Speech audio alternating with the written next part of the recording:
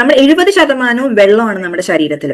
ആവശ്യത്തിന് വെള്ളം ഇല്ലെങ്കിൽ സംഭവിക്കുന്നത് എന്താണെന്ന് വെച്ചാൽ നമ്മുടെ തലച്ചോറിലേക്കുള്ള രക്തോട്ടം കുറയും. ഇത് നമ്മുടെ തിങ്കിങ് പ്രോസസ് അല്ലെങ്കിൽ നമ്മുടെ ചിന്താക്കുഴപ്പങ്ങൾ ഉണ്ടാക്കാം, തലവേദന ഉണ്ടാക്കാം, അതേപോലെ തന്നെ ഇത് ദഹനക്കുറവുകൾ ഉണ്ടാക്കാം, പിന്നെ ഗ്യാസ്, കോൺസ്റ്റിപ്പേഷൻ, അതേപോലെ ഈ ടോക്സിൻസ് റിമൂവ് ചെയ്യാനായിട്ട് അങ്ങനെയുള്ള സംഭവങ്ങളൊക്കെ കുറവ്, അതേപോലെ സ്കിന്നിന് ഇഷ്യൂസ് വരിക. അപ്പൊ നമ്മൾ ദാഹിക്കുന്നതിന് മുമ്പ് തന്നെ വെള്ളം കുടിക്കുക എന്നുള്ളൊരു ശീലം കൊണ്ടുവരിക. അപ്പൊ ഡെയിലി നമ്മൾ 1 to 2 glasses of warm water കുടിച്ച് നമ്മുടെ ഒരു ഡേ സ്റ്റാർട്ട് ചെയ്യുക എന്നുള്ളത് habit number 1.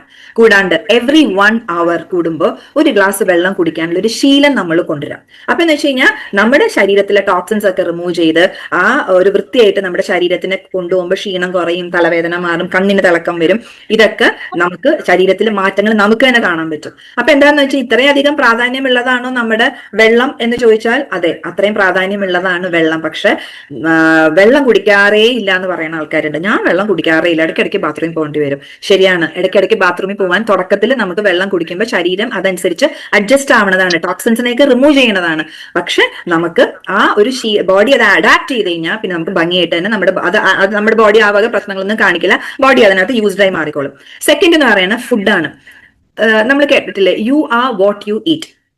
You are what you eat എന്ന് പറയണ ആ അർത്ഥം, ആ വാക്കിന്റെ അർത്ഥം ഒന്ന് ആഴത്തിലൊന്ന് നിങ്ങളൊന്ന് മനസ്സിലാക്കുക. ഇപ്പൊ നമ്മൾ പറഞ്ഞ ഇത്തരം കാര്യങ്ങൾ എല്ലാവർക്കും അറിയണം അല്ലെ? വെള്ളം കുടിക്കണം അറിയാത്ത ആരെങ്കിലും ഉണ്ടോ അവിടെ? എല്ലാവർക്കും അറിയാം, റൈറ്റ്? അപ്പൊ നമ്മൾ you are what you eat എന്ന് പറഞ്ഞു കഴിഞ്ഞാല് നമ്മൾ കഴിക്കുന്ന ഓരോ ചോറും പച്ചക്കറിയും എണ്ണയും വറുത്ത പലഹാരങ്ങളും കുഴിമന്തിയും പിസ്സയും എല്ലാം നമ്മുടെ കോശങ്ങളായി മാറുന്നു, നമ്മുടെ രക്തമായി മാറുന്നു, നമ്മുടെ മാംസമായി മാറുന്നു, അസ്ഥിയായി മാറുന്നു. അപ്പൊ ഇപ്പൊ ഒരു ക്ലിയർ പിക്ചർ കിട്ടിയോ നമ്മൾ എന്താ കഴിക്കണേ എന്നുള്ളതും നമ്മുടെ ശരീരത്തിന്റെ ഉള്ളിൽ എന്താണെന്നുള്ളത്. ഓക്കെ, എന്തൊക്കെയാണ് നമ്മൾ കഴിക്കുന്നത് എന്നുള്ളതാണ് നമ്മൾ ആദ്യം മനസ്സിലാക്കേണ്ടത്. ഇത്രയും ഇമ്പോർട്ടന്റ് ആയിട്ടുള്ള ഒരു കാര്യം നമ്മൾ എത്ര ലാഘവത്തോടു കൂടിയാണ് നമ്മൾ എടുത്തേക്കുന്നത്. അടുത്ത ഹാബിറ്റിലേക്ക് പോവാണ്. സെക്കൻഡ് ഹാബിറ്റ് എന്താന്ന് വെച്ച് കഴിഞ്ഞാൽ എന്ത് കഴിക്കണം, എപ്പോ കഴിക്കണം, എങ്ങനെ കഴിക്കണം എന്നുള്ളത് ഇസ് വെരി ഇമ്പോർട്ടന്റ്. ആ ഒരു കാര്യം നമ്മൾ എല്ലാവരും ശ്രദ്ധിക്കണം. What to eat, when to eat, how to eat. അത് നമ്മൾ സൂര്യൻ ഉദിച്ചതിന് ശേഷം മാത്രം ഭക്ഷണം കഴിക്കുക എന്നുള്ളത് ഒരു ശീലം നമ്മൾ കൊണ്ടുവരാം. സൂര്യൻ ഉദിച്ചതിന് ശേഷം മാത്രം നമ്മൾ ഭക്ഷണം കഴിക്കുക. ഓക്കെ, അതാണ് നമ്മുടെ ഹാബിറ്റ് നമ്പർ 2-നകത്തുള്ളത്. സൂര്യൻ അസ്തമിച്ചതിന് ശേഷം ഭക്ഷണം കഴിക്കാണ്ടിരിക്കുക.